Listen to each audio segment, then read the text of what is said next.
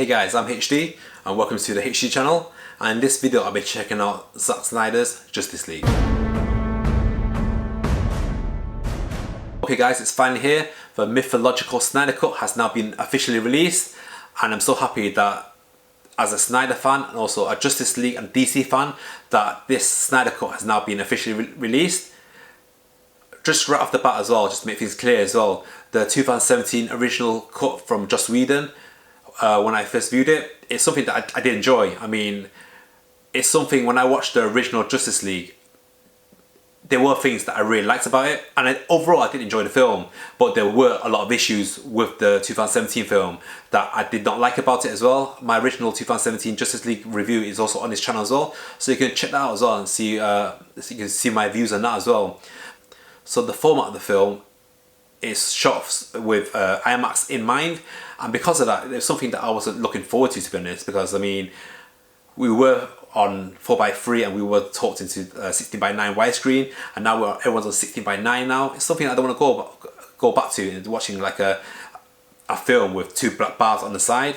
But to be honest, after 5 or 10 minutes watching it, it's something that you don't really notice anymore anyway, so that's not a big deal. I thought this Snyder Cut was so much more superior than the 2017 version. I mean, things made sense. It had an epic scale to it. It is quite long, 4 hours and 2 minutes, but to be honest, when I was watching it, it doesn't actually feel that long. It actually flew by pretty quickly, and the way it's been set out as well, in chapters as well, it would have been, if I didn't have the time to watch it all 4 hours of it all at one sitting, it is quite easy to be able to watch it as a TV show as well. And I think it does work in that format as well. So you can watch it as one long movie, or you can watch it as a TV show and watch it in different segments, or you can binge a TV show, and so basically you're watching just a 4 hour movie all at once. And with this streaming culture and binging culture that we have at this moment in time, I think 4 hours is nothing, to be honest. And but the 4 hours, the difference that it did make was tremendous. It did have so much more time to explain more things much more clearer in the Snyder Cut. Things didn't just happen like in the 2017 version. I think because of that, the 4 hour runtime is justified, because it does flesh out a lot of the story, a lot of the character development as well, and watching it makes such a big difference. For example, Cyborg, we do get his backstory as well, and he's much more a central character in the movie. The Flash, I personally found him really annoying in the 2017 version. In this one, he's much more bearable for me. He's more of he's still more a comic relief character, but he's actually does much more than he does in the 2017 version as well. Wonder Woman, this as well, is badass as well, and personally I would love to see a Wonder Woman film from Zack Snyder. I think this film has actually come out with lots of hype around it. It has lots of expectation around it as well, and personally for me, I do think it has actually met all those expectations, and I do think the hype is real. I mean, this film actually delivers. Some bad points that I do think about the film is like some of the scenes, I think they are quite self-indulgent. Some of the scenes are much more longer than they need to be, and there are some scenes in there that don't need to be in there as well. I mean, we could have cut some of that out as well, and I think the film could have easily been about 3 or 3.5 hours without actually losing anything as well. Another thing that I found a weak point in this movie as well was the music and the score as well. I don't think a lot of the songs really went with the scene, or I think some of the music didn't really go as well.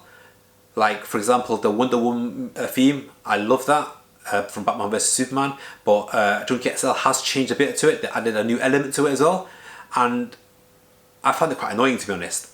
They overplayed it quite a lot. It got quite repetitive, and I really didn't like the new twist on the Wonder Woman theme as well. But I mean, it's not a deal breaker. It's not something that ruined it for me.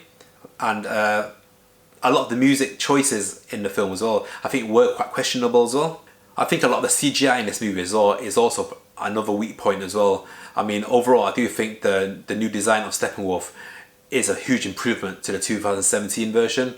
But I do feel a lot of the CGI, it does look really cartoony, and it doesn't have that photorealistic look to it as well. I mean, for example, like Darkseid and even Steppenwolf as well, personally to me, I do find them to look quite cartoony as well. So hopefully Warner Brothers and HBO Max can now see what the audience reaction is like, see the epic film that they have on their hands now, and then hopefully they can expand on that as well, that they don't need to copy Marvel. I mean, I love watching Marvel films as well, but what they need to understand is like they don't need to copy and try to do what Marvel are doing. If we've written a summary of the 2017 Justice League movie and also the Snyder Cut, the bare bones skeleton of the film is actually the same, but the difference is the execution of the film as well. So you can see that on paper, on black and white, in a short summary from point A to point Z, the 2 points is exactly the same. The only difference is the in-between and the journey, how we get there as well. And the 2017 version of Justice League and the Snyder Cut is a big difference, and it's night and day, and it's totally different. But the Snyder Cut is so much more superior than the Frankenstein movie of the 2017 version of Justice League. In the Snyder Cut as well, there are some loose ends. It does finish on a cliffhanger as well, and the epilogue as well is awesome as well. So I really enjoyed this movie, and for me, I'll give it a 9 out of 10. It's not perfect, but it's pretty damn close. But likewise, I would like to really see Zack's full vision. So come on guys, let's get the word out there. Hashtag restore the Snyderverse. Come on guys, we need to get there, and hopefully we can see more of Zack Snyder's vision for DC and also the Justice League. So if you guys like this video guys, click on the like button for me. If you haven't subscribed to my channel yet guys, please click on the subscribe button. And as always, ciao for now.